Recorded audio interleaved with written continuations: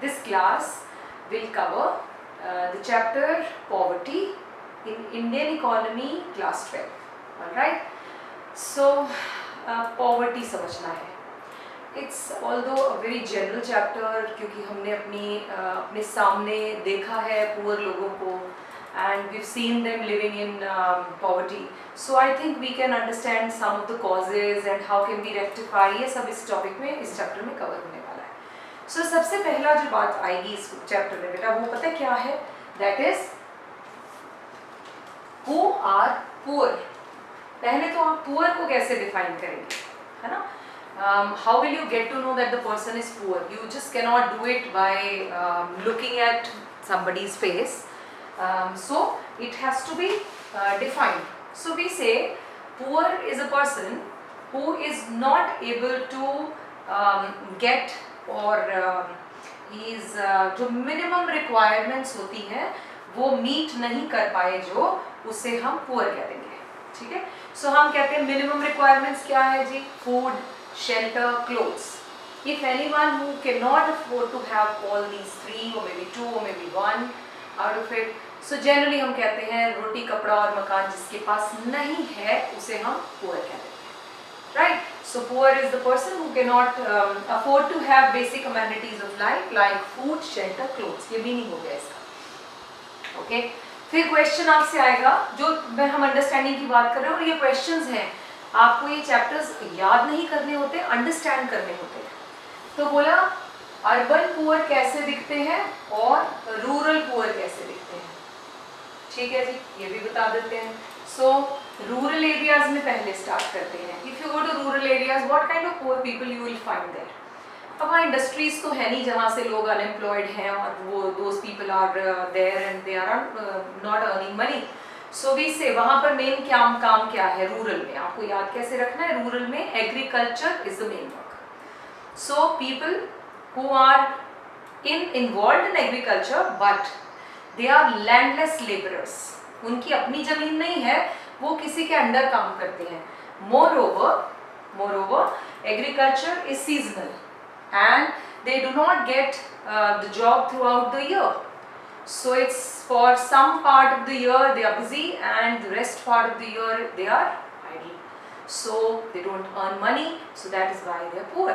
So बोलो urban rural में पूछे कि किस तरह के poor मिलेंगे, बोलो landless laborers poor होंगे, है ना. So इस तरह के लोग होंगे. beggars तो हर जगह होंगे. वैसे ही ज़्यादातर beggars rural में नहीं urban में मिलते हैं. urban में किस तरह के लोग हम बहुत बार कहते हैं रिक्शा पुलर्स हो सकते हैं, रैग पिकर्स हो सकते हैं, और कौन हो सकता है जी, बेगर्स तो हैं ही. ठीक है. इंडस्ट्रीज में जब कोई स्लम आए या कोई प्रोडक्शन नहीं हो रही है उस टाइम पर भी लेबर को निकाल दिया जाता है. सो दैट टाइम में live in the poverty. So I am sure you get to know that rural में कैसे आइडेंटिफाई. आपके नोट्स में लिस्ट डाउन किया हुआ है रूरल और अर्बन में कैसे फाइंड आउट किया जाता है. ओके. फिर क्वेश्चन आता है बेसिक इनमें कैरेक्टरिस्टिक्स क्या होते हैं, चाहे वो रूरल है चाहे अर्बन. आप किन चीज़ों को देखकर कह रहे हो कि वो पुअर है. सबसे पहला पुअर के पास कोई एसेट्स नहीं होते, चाहे वो इसे इधर हो या इधर हो. They are not enjoying any assets. They don't have assets. Assets I mean house. झोपड़ी तक नहीं होती जिसे हम हट और कच्चा हाउस भी कह देते हैं. सो वो भी नहीं होता. So they have no assets. Assets छोड़ो, उनको किसी भी तरह का पुअर हो वो हंगर में रहता है, स्टारवेशन फेस करता है. What is the difference between hunger and starvation? I may be hungry because I have not eaten my lunch, so I am not poor. But if I have not eaten food from last many days, so I will become I am starved to that. Starvation हो गया. तो poor poverty में starvation exist करता है and they die because of that. इनके बच्चे ये खुद माल नरिश्ड होते हैं क्योंकि दे हार्डली गेट न्यूट्रिएंट्स. जो मिल गया वो खा लेते हैं, जब मिलता है खा लेते हैं. इन्हें कोई फ्रूट का लग्जरी नहीं होती, इनके पास कोई टॉनिक्स नहीं होते. सो ये सब बेसिक फीचर्स सभी पुअर में होते हैं. आई डोंट थिंक सो आपको ये बात मुझे समझानी चाहिए. सो अब आप नोट्स में आ जाइए. नोट्स में क्वेश्चन नंबर 1 है who are poor. I explain the one who doesn't have basic amenities of life will be called poor. Okay. दूसरा पॉवर्टी डिफाइन करनी है और बताना है रूरल एरियाज में और अर्बन एरियाज में पुअर कौन है. अच्छा, पॉवर्टी को वैसे ही डिफाइन करना हो तो देखो बेटा, वैसे मैं आपको टेक्निकल भी बताती हूँ। Poverty, poor, actually this is the condition, वो एक पर्सन की बात हो रही है यहाँ। This is a condition under which a poor lives, it's a condition, right, it's a state in which a poor lives. है वही बात, कहाँ रहता है, बिना खाना, बिना घर, बिना कपड़े के जब वो रहता है, उसे हम पॉवर्टी कंडीशन कहते हैं। बोला अर्बन में कैसी होती है, मैंने यहाँ लिस्ट बना रखी है। अर्बन एरियाज में कार्ट वेंडर्स होते हैं, स्ट्रीट कॉबलर्स हो सकते हैं, रैग पिकर्स होते हैं, बेगर्स होते हैं। They possess few assets like कच्चा हट और may be roof made up of grass, इस तरह के घर बने होते हैं। The urban poor are largely the overflow of rural poor. अब जो रूरल में एरिया में पुअर होते हैं, उन्हें लगता है कि if I shift to, I migrate to urban area, I may get job and my condition may improve. तो ये वाले जो अर्बन एरियाज में जो पुअर है, ये कहाँ से आए होते हैं? They are the people from mostly from rural areas. अब रूरल एरियाज में कौन से लोग होते हैं जी? लैंडलेस लेबरर्स, मैंने बताया, कल्टिवेटर्स, जिनके पास स्मॉल लैंड होल्डिंग्स होती हैं, वो भी बहुत ज़्यादा प्रोडक्शन नहीं कर पाते। बहुत सारे रूरल पुअर जो है, they hardly can afford to have 2 square meal in a day, हम 3 बार खाते हैं। Many possesses land which is dry और वेस्ट, बैरन लैंड होती है, उस पर कुछ उगता ही नहीं, और दे लिव अंडर पॉवर्टी। तो ये हो गए ये वाले लोग। How do economist identify poor? क्या वो ऐसे एसेट्स को देखकर पुअर देखते हैं? नहीं।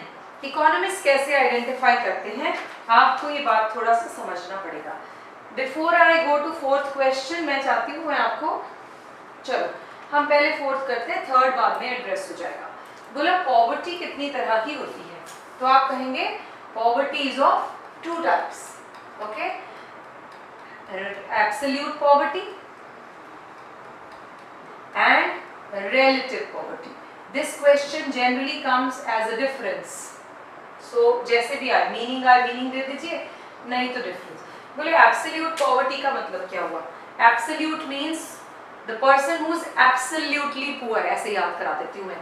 एब्सोल्युटली मींस पुअर कहें या एब्सोल्यूट पुअर कहें, एक ही बात है। The one who does not have food, shelter, clothes, okay, या basic amenities of life, the one who can not afford to have will be called poor. कौन सा पुअर? Absolute poor. तो सच्ची मुच्ची वाले पुअर को एब्सोल्यूट पुअर कहते हैं। But नकली पुअर कौन सा होता है? Absolute poor is will be part of this poverty, okay. ये टाइप्स है बेटा इसकी, types of poverty, alright. Now relative क्या है? रिलेटिव हमेशा याद रखना है in comparison to, in comparison to. ये कैसा है? जैसे आपको क्लास में किसी आपकी टीचर ने आपसे क्वेश्चन, एक जनरल क्वेश्चन पूरी क्लास से पूछा, और एक बच्चे ने हाथ खड़ा किया, उसने बड़ा अच्छा आंसर दिया, very good answer, so she says very well, बहुत अच्छे से बोला। दूसरे बच्चे ने ठीक ठाक सा आंसर दिया, she says very poor. Now when she says poor, या तुम्हारे नोट्स में भी मिलता था ना, नोटबुक में भी पुअर पुअर मिलता था कभी कभी, तो क्या पॉवर्टी में आ जाते थे? जी नहीं। इसका मतलब this answer is not that good as comparative to the standard answer, so that is why she is saying it's not good. Handwriting में बहुत poor मिलता था, क्यों? Because your handwriting is not as good as the ideal handwriting, okay, so that is why we used to get poor. So poor, वहाँ poor मतलब कौन सा poor? Relative poor. I'm sure it's clear. In comparison to, तो economist कैसे use करते हैं इसे? Economist use करते हैं जब हमें वो बताते हैं कि Bihar is poor than Punjab, so when they compare two areas, it could be two cities, could be states, could be countries. India is poorer than America, all right? So जब हम, क्योंकि इकोनॉमिस्ट कंपेयर कौन सी कंट्री, उन्होंने label करना होता है under developed, developing and developed, so this will happen on the basis of earning. तो वो कैसे आइडेंटिफाई करेंगे? वो कैसे करेंगे? वो देखेंगे हमारी इनकम, हमारा खर्चा, वो सब बातों से हमें बताएंगे कि हम पुअर है नहीं है, या जो भी स्टैंडर्ड्स हैं। So it is called relative poor. I am sure it is clear. Say for example, a person has Maruti car, B has BMW, तो क्या ये गरीब है, रोटी नहीं मिल रही इसको? मिल रही है, but A is comparatively poor than B. ये एग्जाम्पल याद रखिएगा, क्योंकि मीनिंग, आपसे मीनिंग मांगे चाहे 1 मार्क में, आप मीनिंग के साथ बोनस में एग्जाम्पल जरूर दिया करें अगर आप एक्चुअली अच्छे मार्क्स टारगेट कर रहे हैं, right? So that is relative poverty. I'm sure it is clear. So I've covered question number 4. Refer your notes. Relative poverty, absolute poverty. Relative poverty क्या कहती है बेटा? It refers to the poverty of people which is in comparison to, underline कीजिए, in comparison to other people, region, state, nation, कुछ भी. Ram has low income than Mohan, so we can say Ram is relatively poor than Mohan. It helps in making comparison between people, states, countries, region. It doesn't consider the actual poor. इसमें actually poor कौन है, जिसको मदद चाहिए government की, लोगों की, वो नहीं पता चलता. दूसरा, absolute में कौन है? It's the total number of people who lives below the poverty line, right? और ये 21.9% population है जो poverty line से नीचे है. आपसे पूछेंगे नहीं, पर आपको अपने आंसर को अच्छा बनाने के लिए दे सकते हैं, लेकिन आपसे MCQ में ये नहीं पूछेंगे. It helps to measure the number of people, poor people, and ultimately useful for developing countries. जैसे हमारी कंट्री के लिए क्यों यूजफुल है? अब finance minister wanted to know how many people are there who need immediate attention. ठीक है, जैसे अभी कोविड था तो हमें पता होना चाहिए था हमारी कितनी पॉपुलेशन है जिसको पैसे की मदद चाहिए या खाने की मदद चाहिए. अगर हमारे पास फिगर्स ही नहीं है, पता ही नहीं, तो how will we be able to reach those people? Okay, so the method of poverty line doesn't differentiate between, ये मैं आगे समझाती हूँ आपको इस लाइन का मतलब. Moreover, it does not consider social factors. ठीक, लिटरेसी, इल हेल्थ. देखिए, पुअर सिर्फ खाना पीना कपड़े से ही नहीं होते. अब पॉवर्टी की डेफिनेशन थोड़ी बदल गई. बच्चों का अच्छा स्कूल ना मिलना is also poverty. Vulnerability is also poverty. ठीक है, social exclusion is also kind of poverty. Ill health is also kind of poor. हम कहते हैं he is poor in his health. So poor एक चीज में नहीं होता. पुअर डिस्क्रिमिनेशन में पुअर हो सकता है, हेल्थ में पुअर हो सकता है, एजुकेशन में हो सकता है. It's not always he is not eaten food that is why he is poor. ठीक है. Now the question comes, how do we measure absolute poverty? Very important question. So how are we going to understand this? Let's try. For that I need the whole board, so I'll clear this. Okay, चलिए अब देखिए, बड़ी interesting बात है, poverty line determine कैसे होती है. सो ये समझना जरूरी है. देखो बेटा, मैं इसे तुम्हें ऐसे समझाऊंगी. ये एक्चुअली पता है क्या है? It's an imaginary line. मतलब हर कंट्री की अपनी अपनी पॉवर्टी लाइन डिटरमिन होती है जी. It's an imaginary line which divides. इस लाइन का पर्पस क्या है? It divides poor and non poor. ये मीनिंग हो गया बच्चा. 3 आपने component. It's an imaginary line which divides poor and non poor. कैसे? चलो बना के देखते हैं. ये आपने एक्सिस देखे, क्वाड्रेंट्स, 4 क्वाड्रेंट होते हैं. मैंने इसको इस तरह से बना लिया. मैंने इसका नाम दे दिया पॉवर्टी लाइन. मैंने इसको लिख दिया इट्स अ पॉवर्टी लाइन. मैंने अपनी मर्जी से, मैंने जब भी बोलती हूँ तो इसका मतलब मैं अनुराधा नहीं, I am talking about country. Country ने अपनी मर्जी से ये लाइन डिफाइन की. कैसे की? कंट्री कहती है, से फॉर एग्जाम्पल, कंट्री कहती है if anyone who spends ₹45 in a day on his eating और फूड और सब काम पे लगाता है अपने ऊपर खाना लेने में, अगर 45, आई am just taking hypothetical figure example, 45 rupees अगर कोई खर्चा करता है तो वो पुअर नहीं कहलाता. तो इसने ये लाइन अपने आप बना दी. अब जो तो 45 खर्चा करता है वो आ गया ऊपर, और जो नहीं, ये 45 बेटा एक बॉर्डर लाइन हो गया. अगर तो खर्चा कर पाते हो तो आप नॉन पुअर हो, नहीं कर पाते तो क्या हो? You will be called poor. इसमें एक्सिस का कोई मतलब नहीं है बच्चों. मैं I just made it for your reference to understand.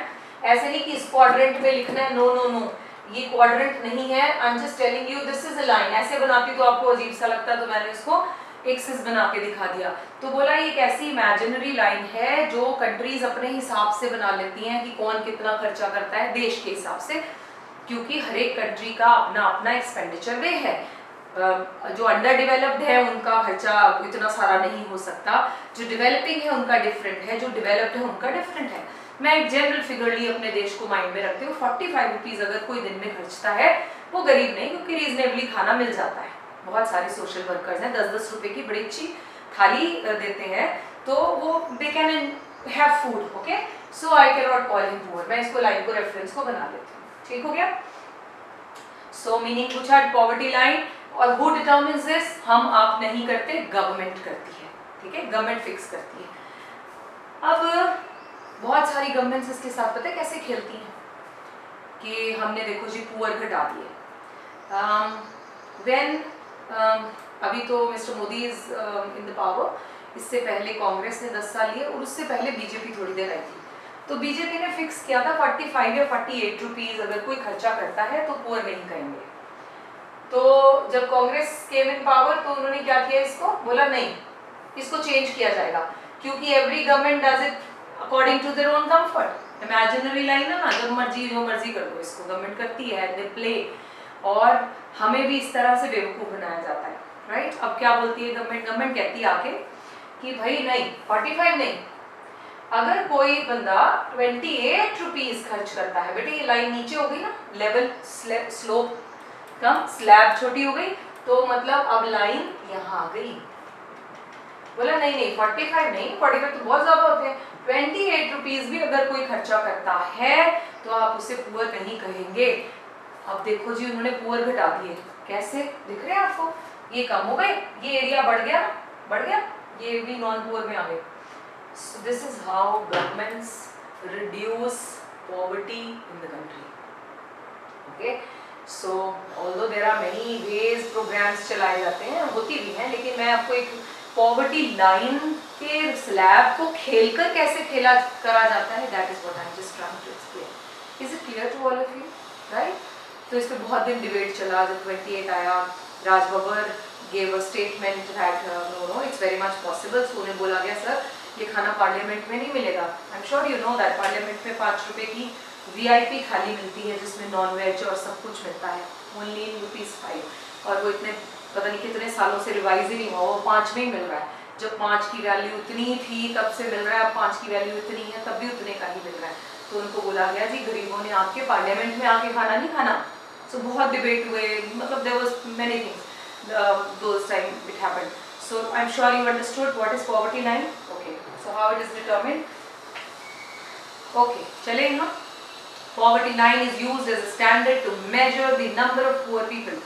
Actually, it's a scale to measure poverty. In poverty line, standard fixed in terms of minimum level of consumption. कितने का खाना खाएगा, consumption को minimum level रखा जाता है।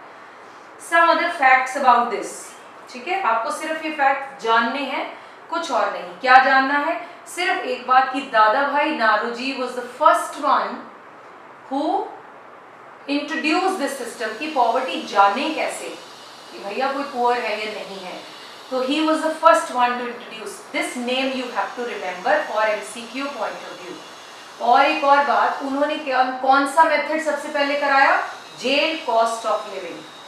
Y jail cost of living? क्योंकि माना जाता है कि ये कैसे फिक्स करें, क्योंकि जेल में मिनिमम अमाउंट जो है, वहाँ लग्जरी नहीं होती, वहाँ आपको बेसिक खाना मिलता है। ऐसे नहीं कि आपको अंडे चाहिए तो अंडे मिलेंगे, आपको चाहिए फ्रूट्स तो फ्रूट्स मिलेंगे, न्यूट्रिशन, हाँ न्यूट्रिशन दे टेक केयर की, दाल सब्जी सब मिलना चाहिए, लेकिन आपको कोई लग्जरी आइसक्रीम चाहिए ऐसा नहीं होता। तो उसने वहाँ पर सबसे मिनिमम कॉस्टिंग होती है, इसलिए ही यूज दैट मेथड जेल cost of living.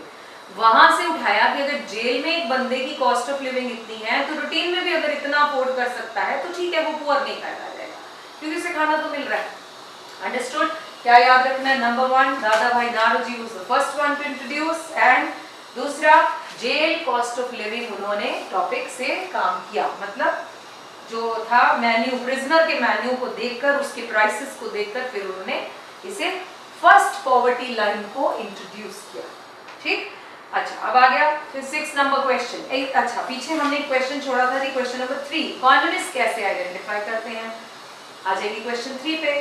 Economist identify the poor on the basis of their occupation, ownership of assets, They state that the rural poor works mainly for landless agriculture laborers, cultivator, general answer है land holdings, landless laborers, variety of non-agricultural और सारे मिला दिए। मतलब वो वही कहते हैं कि अर्बन एरिया में जो पुअर होता है वो रूरल से ओवरफ्लो होकर आया होता है। ठीक है, चलिए आगे। Now moving further, question number 6, how is poverty, what is poverty line and how it is determined in India. मैंने बता दिया जी, it's a cut off line कहते हैं बेटा, ये कट कर रही है ना बीच में, इसको बोलते हैं it's a cut off line. ठीक है, क्योंकि it cuts, cutting between poor and non poor, it cuts, इसे लाइन ऑफ डिस्ट्रीब्यूशन भी कहते हैं क्योंकि आप डिस्ट्रीब्यूट कर रहे हैं पॉपुलेशन को, which usually divides the population of the country as poor and non-poor.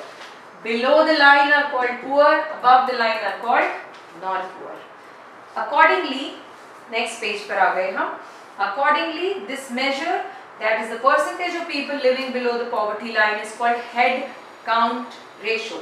Highlight कर लीजिए, इसको आगे कवर होगा ये, इसका मतलब क्या होता है, और 1 मार्क के लिए ये क्वेश्चन पेपर में आएगा ही आएगा। What is head count ratio? एक वैसे बता देती हूँ just to kill your curiosity. Head count ratio मतलब स्कूल में एक एनुअल फंक्शन हुआ और वहाँ पर आउटसाइडर्स को भी इनवाइट किया गया। ठीक है, अब वहाँ बहुत बड़ा अरेंजमेंट किया गया, एरिया लिया गया, वहाँ चेयर्स भी लगाई गई, स्टेज लग गई, अब लोग आना शुरू हो गए।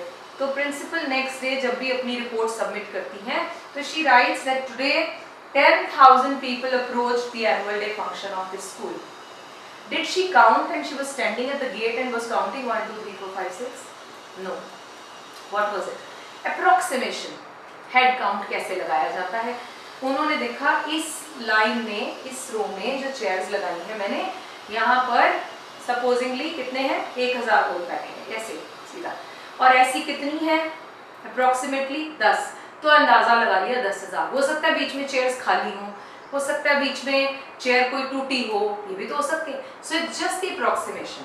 What am I trying to say, what is the importance of head count ratio here?